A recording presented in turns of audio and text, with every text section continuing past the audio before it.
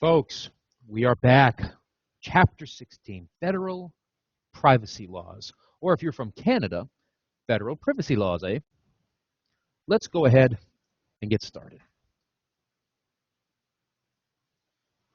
Over the last 20 years, there's been enacted a great amount of legislation to combat the ever-growing invasion of privacy, theft of identity. Most of these laws impose wide-ranging requirements and restrictions on financial and healthcare businesses that deal with consumers, and we're closely related to these industries. So how we fall into them is a matter for us to kind of look. So GrammL Bliley Act was enacted in 1999, designed to protect consumer information held by financial institutions. It is enforced by the Federal Trade Commission. It covers traditional financial institutions and non-traditional financial institutions, and there are examples of each there. It does not cover funeral homes, not automatically. It does have three parts: financial privacy rule, safeguard rule, and pretexting provisions.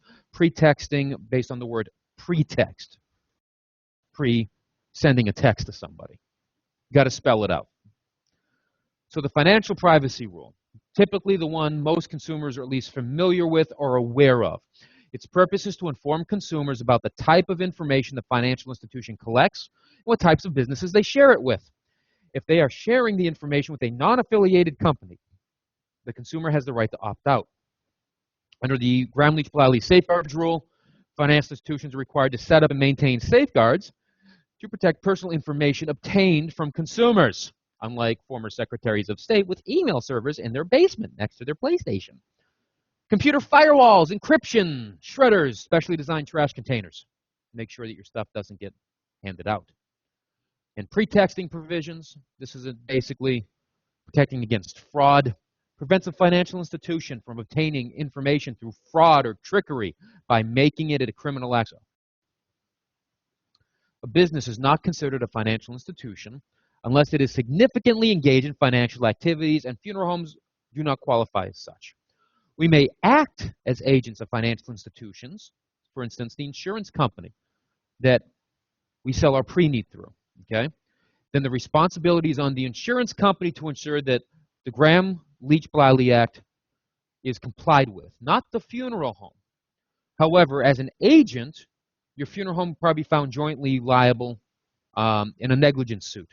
So obviously you want to make sure that whoever is working as an agent of the insurance company in that transaction, your funeral director or family counselor with the insurance license, whoever it is acting appropriately, and that you are ensuring that the people you employ meet some pretty good standards. So HIPAA, the Health Insurance Portability and Accountability Act, enacted in 1996, required the U.S. Department of Health and Human Services to issue regulations protecting the privacy of health information. So the HHS developed the standards for privacy of individually identifiable health information. We usually call this the HIPAA privacy rule, hereinafter referred to as HPR. Businesses covered by the HPR is the healthcare provider itself, healthcare billing and payment services, and health plans, health plan administrators. Covered entities must notify patients about their rights and how information is used, adopt and implement privacy procedures, train employees to understand the procedures, maintain compliance, designate a responsible individual to ensure compliance is being met, and secure records so they're not available to unauthorized people. If a covered entity has another business perform functions on behalf of the covered entity and the patient information is shared, that business is regarded as a business associate of the covered entity. Typically, you see at the bottom, funeral homes are neither covered entities, nor are we business entities, business associates. Business associates are not independently regulated, according to the HHS website, and I checked it in 2014. They are policed through the covered entity itself. This makes sense. Remember our rules of agency. We have a principal and we have an agent working on behalf of the principal. We're making sure the principal behaves, thus they should make sure that their agent behaves. It makes sense. Funeral homes are not regarded as business associates, hence we don't have a right to patient info. Contagious disease information is still patient information, and since we're not associates, we have no right to that info. Covered entities are permitted, however, to make disclosures either as a voluntary reporting practice, they can do it if they want, okay? Or if it is compelled by state law. HIPAA does state that funeral directors are privileged. Oh, yeah, it feels so warm and fuzzy now. It may be included in the class of businesses and individuals that receive confidential privacy information. Section 164.512G allows the covered entity to disclose confidential health information to funeral directors consistent to applicable law as required for them to perform their duties in regards to the decedent. It also says the entity can give us information to and in reasonable anticipation of an individual's death. Okay? Now, the big thing here, it says, disclose health information to funeral directors consistent to applicable law. Well, the big thing is, don't we have to work under another law called the bloodborne pathogen standard, right?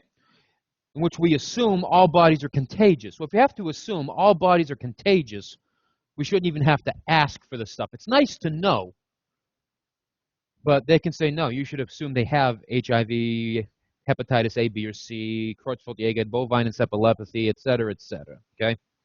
If you want to know what your state information is for health privacy, by all means visit healthprivacy.org. Privacy, pop back in, for your specific information, or maybe in another state in which you wish to research. So with the FTC, FCC do not call regulation, it was enacted in 2003 by both the Federal Communications Commission and the Federal Trade Commission. $16,000 fine if caught, pocket change. If a funeral utilizes telephone solicitation or a third-party service to do so, it must comply with the do not call. This covers telemarketers and telemarketers who are agents of another company, funeral home, insurance company, whoever. Business is required to obtain and verify their call lists with the do not call list. Lists must be scrubbed every 31 days. It has to be accurate information. Telemarketers are able to access the list through the FTC website and by area code. Several exemptions. It does not apply to a consumer that initiated the call in response to general advertising or direct mail. If they respond to an ad, fair game to be contacted. They should have expected it. If you have an established business relationship, you may call if you have sold goods or services or entered into financial transactions within the last 18 months preceding the solicitation. Or in 3 months preceding the telephone solicitation, the consumer inquired about goods or services offered by the funeral home, and the relationship was not terminated by either party. The existing business relationship only applies when a business relationship is established, okay? So if a widow contracts for a funeral for her husband, you cannot contact her children who attended the funeral to solicit pre-need. If people come and attend a funeral and sign a guest book, they're not giving you information. They're not responding to a general mail. You should not be soliciting them for information, okay? There's no existing business relationship. There are other regulations must be complied with, time of calls requirements, mandating information. So make sure you're up to date if you are using a telephone solicitation practice. Personally, I don't like the idea of it.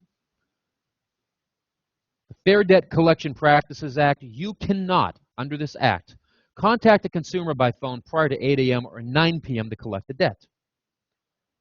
When a consumer tells you to cease communication and you choose not to, that is a violation of the act. Okay? Communicating with the consumer at his or her place of employment, harassing them at work, is prohibited. Contacting the consumer after you have told them an attorney represents you. Make sure you let your attorney know who's doing it. Publishing the consumer's name and address on a bad debt list or a blacklist. Okay? That's a great TV show, by the way. Threatening arrest or legal action that is not permitted or demanding amounts that are not collectible under law. That's just not rude. That's like really bad karma, man. Okay, that's total crap. Engaging in abusive or profane language. Now that just takes the fun all out of debt collection. I'm glad I'm a funeral director. Reporting false information on a credit report. Credit reports can really do some damage, and you report false information, I can imagine people are going to be upset with you. Regulation also requires debt collectors to identify themselves as such. They can't say they're somebody else and hide that fact. Notify the consumer about the debt that is being collected. They have to tell you the nature of the debt, the amount of the debt. Who knows if they even have the right person? That's the fun part, right? Provide verification of the debt upon request, which you should probably do. And notify the consumer of his or her rights to dispute the debt. It does not apply to businesses seeking to collect their own debts. Now, some states have stepped in because you can imagine the whole profane language, et cetera, stuff was going on. Okay? But under the Federal Act, a business collecting its own debt is not covered. Folks, thanks for your attention. We will see you next time.